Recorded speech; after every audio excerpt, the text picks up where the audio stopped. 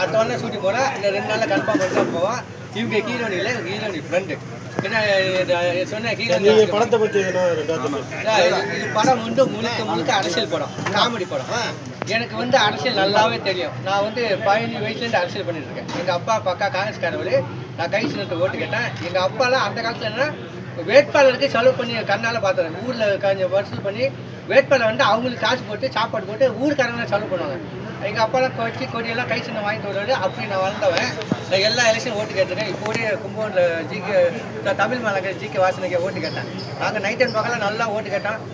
சின்ன பசங்களாம் வேணானுங்க, பிஷின்னானுங்க. தம்பி வர எனக்கு அண்ணே நாங்கள் தானே சிஎம். சின்ன பசங்க கான்ஃபிடண்டாக சொன்னாங்க சார். நாங்கள் நம்பலை சார். விஜய் சார் தான் நான் சத்தியமாக சொல்கிறேன். ஏதோ ஒரு தொகுதிக்கு 10,000 ஓட்டு 20 ஓட்டு நாங்கள் வாங்குவோம்னு நினச்சிட்டு வந்தோம். பட் சிஎம் ஆகணும் யாருமே எதிர்பார்க்கல. அவரே எதிர்பார்த்தது இல்லை எங்களுக்கு. ஏன்னா நாங்கள் 50-60 வருஷமாக ஃபீல்டு இருக்கணும். ஏன்னா ஒவ்வொரு கிராமத்துலேயும் ஒரு மக்களிடையே நான் நல்லா கட்டுறது. ஒவ்வொரு கட்சிக்காரன் எம்எல்ஏவும் கல்யாணம் காது குத்தி எல்லாமே அட்டன் பண்ணி அப்படி கட்சியை வளர்த்து வச்சுருக்காங்க. ஆனால் திடீர்னு சின்ன பசங்க தான் ஓட்டு கட்டுறாங்க. நாங்கள் பம்பரமாக வேலை பார்த்தோம், நைட் அண்ட் பகலாக வேலை பார்த்தோம். சோத்துக்கு நேரம் இருக்காது அப்படி பார்த்தோம். ஆனால் விசில ஊறிட்டு தள்ளிட்டு போயிட்டாங்க. ஆனால் பெரிய இன்பம் இருந்துச்சு. சரி அது நல்லா இருக்கணும். ஏன்னா நீங்கள் எவ்வளோ படம் நடிச்சிருக்கீங்க, அதே மாதிரி டைரக்டர் ஆனது காரணம் என்ன? நீங்கள் வருஷம் என்ன கதை அதை பற்றி சொல்லுங்கள். ஆனால் இது என்னென்ன நான் இந்த கதை வந்து நான் மேக்ஸிமமாக நான் எலெக்ஷன் ஓட்டு கேட்பேன். எல்லா ஊர்லேயும் ஓட்டு கேட்பேன். நான் வந்து காங்கிரஸ்காரங்க ஏடிஎம்கே பிஜேபி எல்லாத்தையும் ஓட்டு கேட்டிருக்கேன். நீங்கள் நம்ப மாட்டீங்க. நான் நடிகர்னு எந்த இடத்துக்கு போனால் மரியாதை கொடுக்குறாங்க. ட்ரெயினில் போனாலும் கோயிலில் போனாலும் நம்ப மாட்டேங்க. திருச்சி நேரு ஐயா எங்கள் ஊரில் கமிஷன் தான். எங்கள் அப்பாவோட ஃப்ரெண்டு அவர் என்னை கூட்டு போவார். நடிகர் வந்துட்டாருன்னு நல்லா கவனிப்பாங்க. அப்படி ஒரு மனுஷன் நான் நிறையா அவர் வீட்டில் சாப்பிட்ருக்கேன். சார் வீட்டில் அவர் பார்த்துட்டவனே நடிகரோட கூப்பிட்டு அப்படி ஒரு அன்பான மனுஷன் யாருனே தெரியாது. ஆனால் நல்லா கவனிச்சு அன்பாக உபசரிக்க போய் அது மாதிரி போக்குவரத்து அமைச்சர். இத்தனையும் நான் வந்து ஏடிஎம்கே ஓட்டு கேட்டேன் அரியலூரில். ஆனால் அந்த திமுகவோட மந்திரி. ஆனால் நான் நடிகர்னு தெரியும். அவரும் எனக்கு அவ்வளோ ஹெல்ப் பண்ணியிருக்கேன். போக்குவரத்து எஸ் சிவசங்கர் அரியலூர். ஏன்னா நடிகருங்கிறதுனால இதில் என்னன்னா நடிகர்னாவே எல்லா அரசியல் கட்சியும் சரி, எல்லா டாக்டரும் சரி, இன்ஜினியர் சரி, எல்லா கோயிலுக்கும் சரி முக்கியத்துவம் கொடுக்குறாங்க. அது பட்ட கஷ்டம் கொஞ்சம் நஞ்சம் இல்லை சார். நான் வந்து சின்ன அடிமட்டத்துலேருந்து வந்தவன். அப்போல்லாம் சினிமா கஷ்டம். இப்போல்லாம் ஈஸியாக வந்துடுறாங்க. அப்போல்லாம் ஏவிஎம் ஸ்டுடியோவில் என்ன உள்ள விடல. அதே ஏவிஎம் ஸ்டுடியோவில் படம் நடிக்கிறேன். பேராக படம் விவேக் சார் மூலியம். ஏன்னா அப்படி கஷ்டப்பட்டோன்னா அந்த பலனை அவங்க நம்மகிட்ட செல்ஃப் எடுக்கிறாங்க, ஃபோட்டோ எடுக்கிறாங்க போது. அதை விட வேலை உலகத்தில் என்ன சார் வேணும்? இங்கே நிரந்தரம் எதுவும் இல்லை சார். எனக்கு விவேக் சார் மயில் சாமி கிடைச்ச ஒரு மிகப்பெரிய கிஃப்ட் எனக்கு. விவேக் சார்லாம் இன்னும் கஷ்டம் இல்லாமல் லைஃப் ஓடி இருக்கும். அவர் ஃபுல் சப்போர்ட் பண்ணியிருப்பார். ஏன்னா எது நிரந்தரம் இல்லை. அப்போ தான் நினச்சேன் எதுவுமே நல்லா இருக்க வரைக்கும் நல்லது செய்யணும், நல்ல எண்ணத்தை வளர்க்கணும். நல்ல மனசில் எண்ணத்தை வளைச்சாவே நல்லது நடக்கும். நம்ம என்ன நினைக்கிறோம் அதான் செயல்வடிவாகும். நல்லதே நினைப்போம், நல்லதே நடக்கும். அது மட்டும் இல்லாமல் நான் வந்து இது இப்போ கூட தமிழ் மலாங்க ஜிகே வாசனைக்கு ஓட்டு கேட்டேன். நேற்றுக்கு வர சொல்லியிருந்தாரு.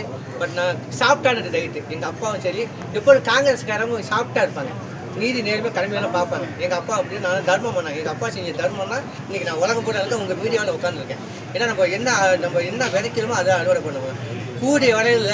ஏன்னா இப்போலாம் கலிகாலம். நீ என்ன நல்லதை விதைக்கணும், நல்லது செய்யணும், பிள்ளைங்களை படிக்க வைக்கலாம் பேசலை, நல்ல ஆரோக்கியமாக வளர்க்கணும். இந்த கதை என்னன்னா மக்கள் பண்ணுற சின்ன தப்புகள், எந்த அரசியலையும் தப்பு சொல்ல மாட்டோம்.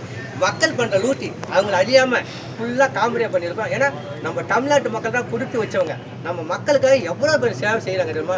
எம்எல்ஏலேருந்து எம்பிலேருந்து மந்திரிலேருந்து சிஎம்லேருந்து பிஎம்லேருந்து மக்கள் தேவையை எல்லாம் பூர்த்தி பண்ணிகிட்டே இருக்காங்க. ஒவ்வொரு மந்திரி ஒவ்வொரு ஆட்சி வரும்போது அவங்க செய்கிறாங்க, மக்கள் சேவை செய்கிறாங்க. அது நம்ம குறை சொல்லவே முடியாது. மக்கள் இன்னும் எதிர்பார்க்குறாங்க பெருசாக.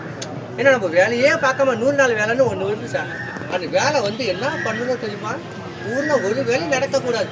விவசாயத்துக்கு ஆள் கிடைக்கக்கூடாது. எல்லாம் பார்த்துக்குதுங்க. களை எடுக்க ஆள் கிடைக்காது, பில்லு பிடுங்க ஆள் கிடைக்காது. அப்படி இருக்குது. ஏன்னா மக்கள் சோம்பேறியே ஆக்கிட்டாங்க. ஒரு சில திட்டங்கள்லாம் அப்படி இருக்குது. அது மக்கள் செய்கிற திட்டமோ அது என்ன தெரியல. சரி அது நம்ம அரசியல் வேண்டாம். எல்லாம் நல்லா இருக்குங்க சார். ஒன்று மட்டும் தெரிஞ்சுக்க, இது வாழ்க்கையில் நடந்ததில்ல. வாழ்க்கை ஒரு போராட்டம். சந்தோஷமாக இருக்குங்க சார். மனசார யாரையும் சிரிக்க வைக்கணும். நான் என்னோட கேரக்டர் தான். உங்களை முடிஞ்சால் நான் சிரிக்க வைக்கணும், இல்லை அமைதியாக இருக்கணும். மனசாரையும் திட்டக்கூடாது. வேணா திட்டினா கூட அதே பாவம். உங்களை அன்பாக பேசணும், அன்பாக உபசரிக்கணும். அதை விட எனக்கு என்னுடைய பாயிண்ட் ஆகும். செந்தில் இந்த படத்தில் என்ன கேரக்டர்? அதே மாதிரி விவேக் சார் மயில்சாமி சாரை பற்றி சொன்னீங்க. உங்களுக்கு என்ன மாதிரி உதவி செஞ்சுருக்காங்க அது கொஞ்சம்? அதாவது விவேக் சாமி அப்படி மயில்சாமினா நான் கூடயே இருக்கேன், அவர்கிட்ட காசு இருக்காது சார். திடீர்னு போண்டவனுக்கு உடம்பு சரியில்லை, இந்த குண்டு சொல்லி ஒன்று அடிபட்டுருந்தா கையில் காசு இல்லை, உடனே செயின் அடமான சேர்த்துக்கல நானே வட்டி வைப்பேன் வச்சுட்டு போவார். அவர்கிட்ட காசு இல்லைனாலும் யார்ட்டையும் ஃபோனை போட்டு Sathyaraj sir, Vivek sir, Ponvannan sir இது மாதிரி ஃபோனை போட்டு கிளி பணம் வாங்கிட்டு நான் போய் வாங்கி அதை கொடுத்து நிறையா பேர் ஹெல்ப் பண்ணுறேன். டெக்னீஷியன் நிறைய பேர் மயில்சாமி அதுபோல காசை கூப்பிட்டோடனே வாங்க சாப்பிட கூப்பிடுவார் எல்லாத்தையும். அவர் சொல்கிறார் காசு பணம் இல்லை நடந்துடுமா இருக்கிறதே சந்தோஷமாக இருக்கணும். அதே விவேக் சார் வந்து நிறைய ஹெல்ப் பண்ண சமுதாய படிச்சு உள்ளவர், சமுதாயத்தை எல்லாம் படிக்கணும், எல்லாம் வேலைக்கு போகணும், அன்பாக இருக்கணும், அப்படி அவரும் நிறையா ஹெல்ப் பண்ணியிருக்காரு. ஏன்னா 2 பேரும் எனக்கு 2 கண்கள், எனக்கு கையில் காசே இருக்கா சார், இவங்ககிட்ட வந்துட்டனா போதும் நல்ல சாப்பாடு. எனக்கு விவேக் சார் வந்து ஆஃபீஸ் ஃப்ரீயாக ரூமே கொடுத்தாரு, அது யாருமே கொடுக்க மாட்டார். இல்லை ஆஃபீஸ் பேர் எப்போலாம் எப்போலாம் போகும்போது அது மாதிரி சார்ஜ் அவரே சொல்லிடுவார். அதே மயில்சாமின்னு சரி ஃபங்க்ஷனு எல்லாம் போல 2 பேருமே எனக்கு ஃபுல் சப்போர்ட். ஆனால் எனக்கு மட்டும் இல்லை நிறைய பேருக்கு இருந்தாங்க, அது பெரிய இழப்பு தான். ஏன்னா 2 Vadivel sir Vivek sir 2 comedy track, இந்த பக்கம் ஒரு 10 பேர், இந்த பக்கம் 10 பேர், நல்லா காமெடியாக ஓடி இருந்துச்சு. இப்போ கொஞ்சம் எல்லாம் போராடிட்டு இருக்கேன், வாழ்க்கையை போராட்டம் தானே. நீங்கள் பார்க்காத சினிமா இல்லை, நீங்கள் பார்க்காத நடிகர் கிடையாது. நீங்கள் உங்கள் கண்ணு முன்னாடி வாழ்ந்தவன் 1000 கோடி, கெட்டவன் 1000 கோடி இருப்போம். இருந்தாலும் வாழ்க்கையை சூஸ் பண்ணி இருக்கிற வரைக்கும் நல்லா சந்தோஷமாக இருப்போம் சார்.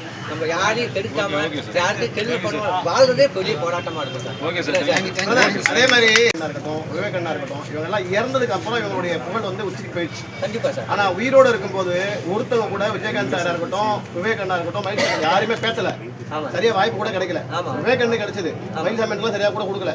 ஓகே, அப்போனா ஒரு மனுஷன் தான் செஞ்ச புகழ் வெளியே வரணும்னா சாகணுமா? ஐயோ இது கஷ்டமே. மனசாட்சியோட வாழ்றாங்க சார் அவங்களாம். சாவத்துக்கு பின்னாடி அவங்க புகழ் வந்தது, அவங்க வாழும்போது அவங்க மன திருப்தியோட வந்தாங்கப்பா, நம்ம 4 பேருக்கு உதவி செய்யறப்பா, 4 பேர் தர்மம் பண்ணுறப்பா, கோயிலுக்கு போகிறப்பா, சாமி கும்பிட்றப்பா, அவங்க வந்து சாமி ஆகிட்டாங்க. நீங்கள் சொல்லிக்கலாம் வாழும்போது இப்போ கோடி விட பணம் வச்சுருக்காங்க, எங்கே பயணிக்கு வெளிநாடு ஓடுறாங்க, எங்கெங்கே ஓடுறாங்க, அதெல்லாம் எதுக்கு சார்? நல்லா அவங்க பணம் 3 வேளை சோறு திட்டு போகிறீங்க, நைட்டு தூக்க போகிறீங்க, அவ்வளோதான் சார் வாழ்க்கை. ஒரு மனுஷனுக்கு ஒரு 1000 ரூபா ஒரு செலவு போகிறீங்க, கோடி வச்சு என்ன பண்ண போகிறீங்க? பாவத்தை சம்பாதிக்கிறாங்க, பணம் சம்பாதிக்க சார், மற்றவங்கள பாவத்தையும் சேர்த்து சம்பாதிக்கிறாங்க. உண்மையாக உழைப்பு வந்து மனசு ஆரோக்கியமாக இருக்கணும், மற்றவங்க ஏமாற்றாமல் மக்கள் காசை தொடங்கக்கூடாது சார். இன்னொன்று சார், மக்கள் காசை தொடர்ந்து தின்னவங்க வாழ்ந்த வரலாறு இல்லை. ரஜினி முகமது இந்தியாவில் படம் எடுத்தாங்க சார், ஆப்கானிஸ்தான் ஒரு நாட்டை கண்டுபிடிச்சாங்க. இன்றைக்கி ஆப்கானிஸ்தான் நாடு எப்படி இருக்குது? ஏன்னா இங்கே அடித்த கொள்ளை, நம்ம சிவன் சொத்து எல்லாம் சிவன் சொத்து கொலை நாட்டம்பாங்க. இலங்கையில் நீங்கள் பார்த்தீங்கன்னா நம்ம தமிழெல்லாம் கொண்டாங்க, கடைசியில் அந்த நாட்டில் என்னாச்சு, அதே மக்களை அந்த தலைவர் அடித்து வெட்டினாங்க. அது கருமா பாவம். இலங்கையில் குண்டு போட்டாங்க, உக்ரைன் ஈரான் அவங்க குண்டு போட்டாங்க கொத்துக்குண்டு. இப்போ உக்ரைனில் என்ன ஆச்சு? நீ செஞ்ச கருமா கண்ணு முன்னாடி காமிச்சு சார். அதனால் பாவத்தை பண்ணக்கூடாது. அதனால கடவுள் நின்று அடிப்பான். இப்போலாம் உடனே கடவுள் தண்டனை கொடுத்துருவாங்க சார். நீங்கள் கவலையப்படாதீங்க, நம்ம நல்லா நினைப்போம், கடவுள் அவன் பார்த்து கூலி கொடுத்துட்டாங்க. கூட சரியா கிடைக்கல, வாய்ப்பு வந்து சமீபத்தில் உங்களுக்கு வரவே இல்லை. உங்களை மாதிரி இன்னைக்கும் பல கலைஞர், பல்லாயிரம் கலைஞர் இருக்காங்க. மணி டீ கடை இருக்கட்டும், காவேரி காரணம் தெருவா சுத்திட்டு இருக்காங்க. அந்த மாதிரி உள்ளவங்களுக்கு நீங்க படம் எடுக்கிற நீங்க வாய்ப்பு கொடுப்பீங்களா? கண்டிப்பா கொடுப்பேன். இல்ல பெரிய பெரிய ஆளுங்க ஃபேமஸ் ஆனவங்க கோடி கோடியா வாங்குறவங்களுக்கு கொடுப்பீங்களா? சின்ன ஆளு கஷ்டப்படுறதுலாம் முன்னாடி கொடுப்பேன். ஏன்னா நான் கஷ்டப்பட்டேன், எனக்கு அந்த டீ கிடைக்க சாப்பாடு கிடைக்காம சுற்றி இருக்கேன். அந்த வலி எனக்கு தெரியும், ஒவ்வொரு நாள் அந்த வலி தெரியும். வலியோடு இருக்கிறவங்களுக்கு பசியோடு இருக்கிறவங்க சோறு போடும். பசி ஃபுல்லாக சோறு சாப்பிட்டோன்னு சோறு வேண்டாம் சார். பசியோடு இருக்கிற சோறு போட்டால் அது நம்ம புண்ணியம்.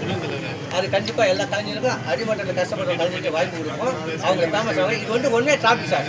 சினிமாவில் ஜெயிக்கிறவங்க 10 பேர், தோற்றவங்க 90 பேர். ஆனால் இந்த ஜெயிச்சவங்க மட்டும் பார்த்துட்டு ஊரை விட்டு கிளம்பி போனாங்க. இங்கே உள்ள கஷ்டம் தெரியாது அவங்களுக்கு.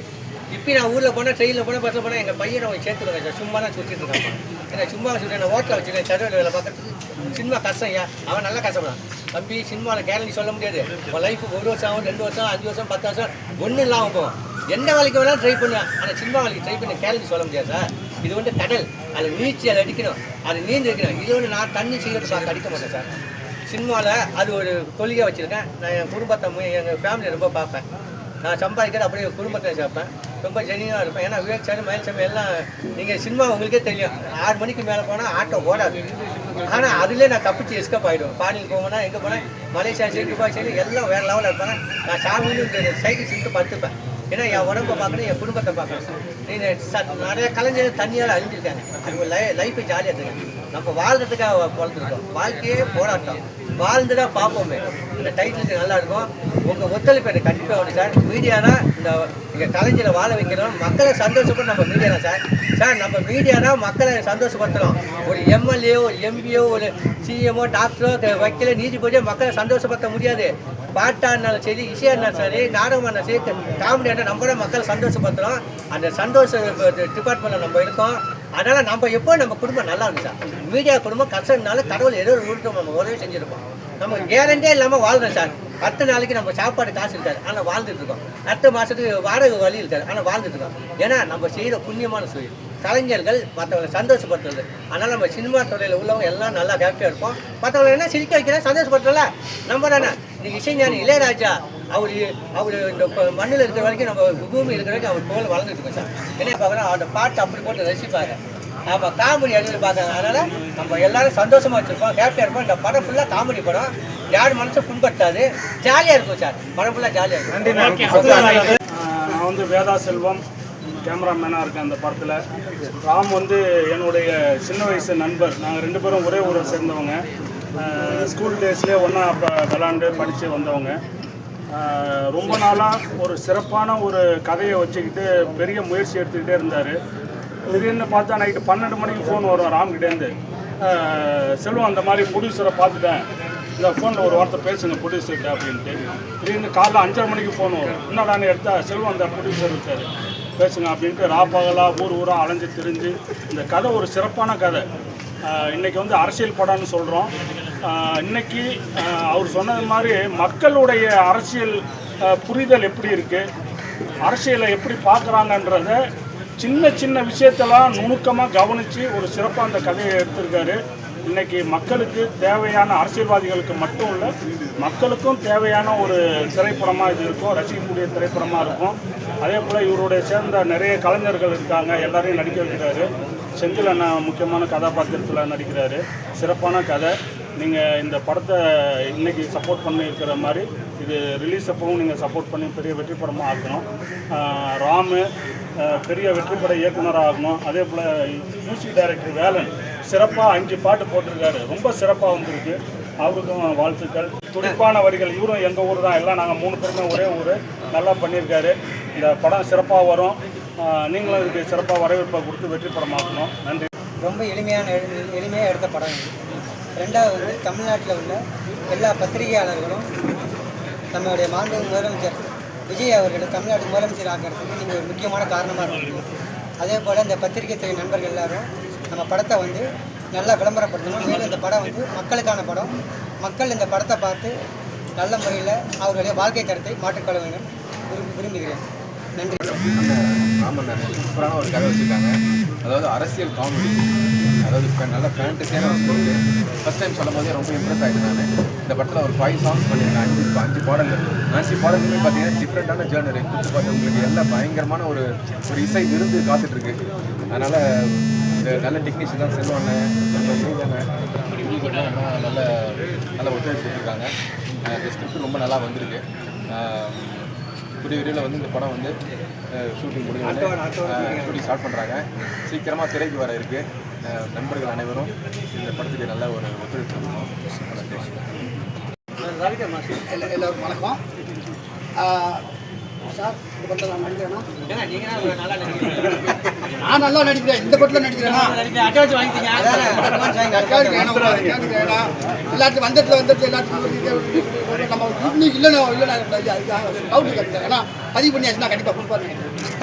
ஏன்னா எல்லா இடத்துலையுமே வந்து ஒரு கேரக்டர் சொல்லி அட்வான்ஸ் எப்போ கொடுத்தீங்க, நாளைக்கு தரேன், இன்னைக்கு தரேன், நாளைக்கு தரேன் இருப்பாங்க. ஆனால் இவர் வந்து ஃபோன் பண்ணி அண்ணே 1/2 மணி நேரத்தில் அட்வான்ஸ் வாங்கலைன்னா ஆள் வச்சு அடிப்பேன் அப்படிங்கிற அளவுக்கு சொல்லி கொடுத்தா சக கலைஞர். நாங்கள் எல்லாம் இப்போது வரர் சார், நம்ம சுப்பிரமணிய சிவா சார் சொன்ன மாதிரி எல்லாம் இயக்குநர்கள் வந்து நடிகராகிறாங்க. நடிகர்கள் இயக்குநராக மாறுறாங்க. ஸோ தன்னை தக்க வச்சுட்டு ஏதாவது ஒரு ரூட்டில் நம்ம ஒரு அவதாரம் எடுக்க வைக்க ஒரு கட்டாயத்தில் இருக்கோம். சினிமாவில் இல்லைன்னா காணாமல் போயிடும். அந்த வகையில் ஒரு இயக்குனர் அவதாரம் எடுத்தார். அது கொஞ்சம் மனமார்ந்த வாழ்த்துக்கள். இப்போ சமீபமாக ஒரு 2-3 படங்கள் அந்த பேரழகன் படம் சொன்னார். பேரழகன் விஜய் சார் என்கிட்ட ஒரு காமெடி பண்ணிட்டு தான் இவர்கிட்ட போய் சந்திப்பார். ஏன்னா நாங்களாம் வந்து 25 வருஷமாக இந்த ஃபீல்டுக்குள்ளே ஏதாவது ஒரு ரூட்டில் ஜெயிப்போமா அப்படின்னு போராடிட்டு இருக்கோம். அந்த வகையில் கரெக்டான அதனால் சிறப்பாக வெற்றி பெறணும். எப்போவுமே யூடியூப்பில் வந்து ஒரு ஹெட்டிங் போடுறதுக்கு ஒரு பிரபலமான முகம் தேவை. ஆமாம், அதனால் வந்து இந்த விழாவுக்கு நாயகர்களாக வந்த பேரரசு சாருக்கும், இயக்குனர் பேரரசு சாருக்கும், சுப்பிரமணிய சிவா சாருக்கு தான் நன்றி சொல்லணும். ஏன்னா வந்து யூடியூப்புக்குள்ளே மக்கள் உள்ளே போகணும்னா ஹெட்டிங்கில் யார் தலை இருக்குது அப்படின்னு தான் உள்ளே போவாங்க. அந்த மாதிரி. அதனால் என்னுடைய தலையும் எங்கேயாவது ஒரு ஓரத்தில் போட்டு விட்டுருங்க. இல்லைன்னா வந்து நம்ம நேரம் ஃபுட்டேஜ் ரொம்ப இருக்கிறதுனால பார்க்க கொண்டு வர மாட்டாங்க. அதனால் இந்த படத்தில் என்னையும் நினைத்துக்கொள்ள இந்த அனைத்து யூனிட்டுக்கும் இந்த மனம் ஏன்னா இந்த படம் மாபெரும் வெற்றியை அளிக்குமாறு